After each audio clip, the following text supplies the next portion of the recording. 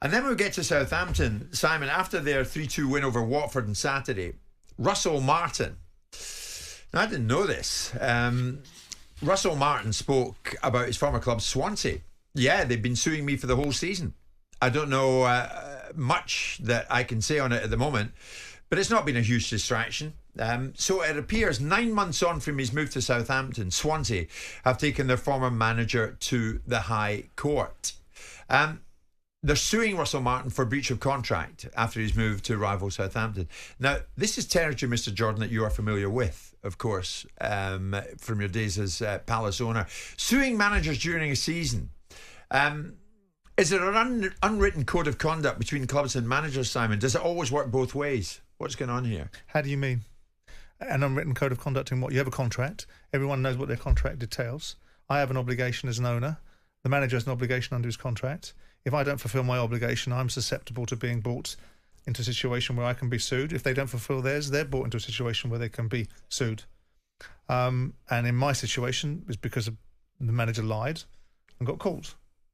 Got taken to the High Court and got found guilty of it. So Swansea warned last summer that they'd pursue, quotes, full compensation for Russell. So they should.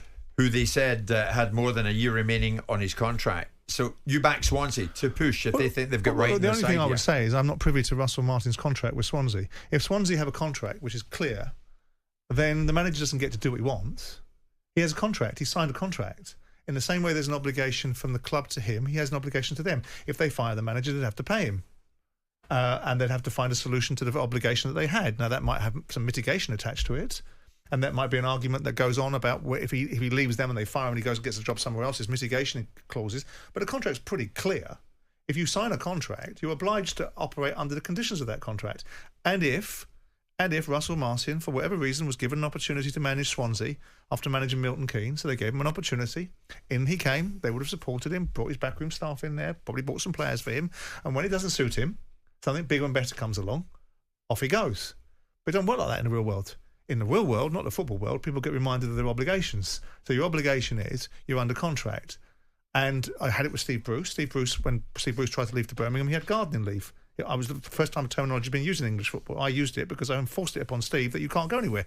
You can't go anywhere for 9 months. You can't talk to Birmingham because I don't give you permission. You can't go anywhere until I decide you can. That's the contract you have with me.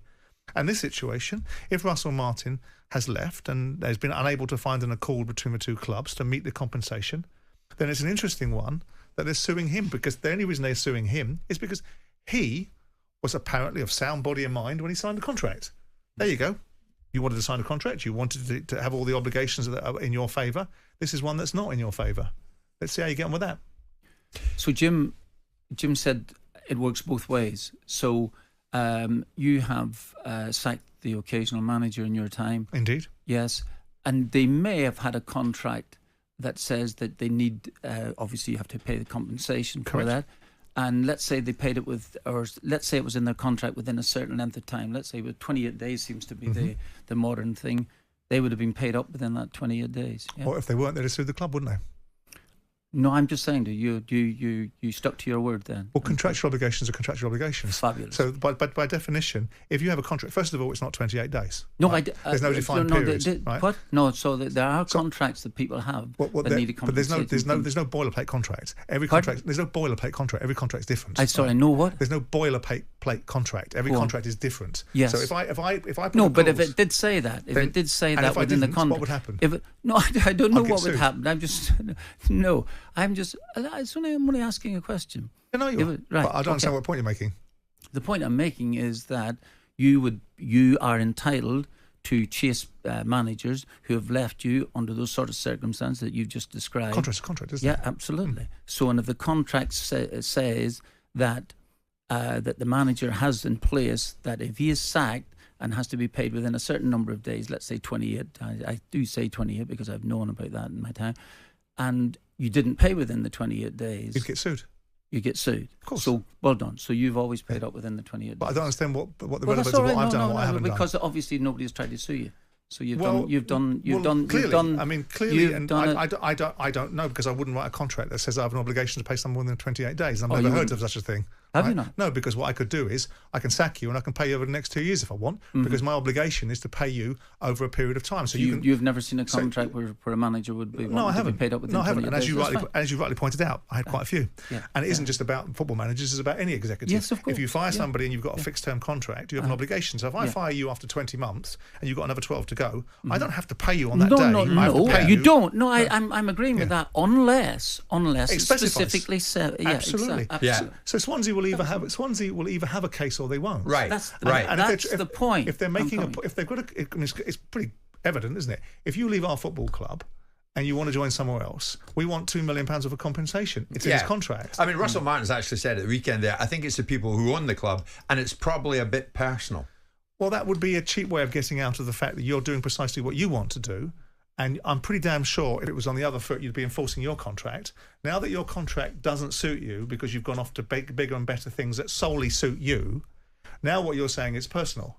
Well, it's a contract. So what do? You get to sign a contract, Russell, and then when it doesn't suit you anymore, you get to walk away from it, and then you make the diminishing observation that because someone's holding you to your contract, it's personal. But you could say that owners give managers, say, 3-year contracts and then maybe sack that manager after 6 months. And then pay them. So a contract really isn't worth the paper it's written on, is it? No. Then pay them. So my obligation to you is if I take you on as a manager on £1 million a year and I sack you after 6 months, I've now got to pay you another £2.5 million. Yes, please. And you'll be doing nothing for it. So I'll pay you for failure, correct, which is often the case for football managers. You get to fail and you get paid for it. No other industry like it. Get paid for failure. Which is often the case for football managers.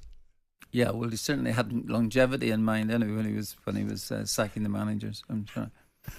Well, I didn't tolerate failure. You didn't tolerate it. But what is failure? What is failure? How does this end, incidentally, Simon? I'd have to go and check, Simon. But there has to be a judge, isn't there? Just can't be a continuation. Well, there has to be a judge, isn't there? Like you buy a player, and you decide that he's not good enough. No, so I'm when you work for an owner, he decides what's not good enough, right?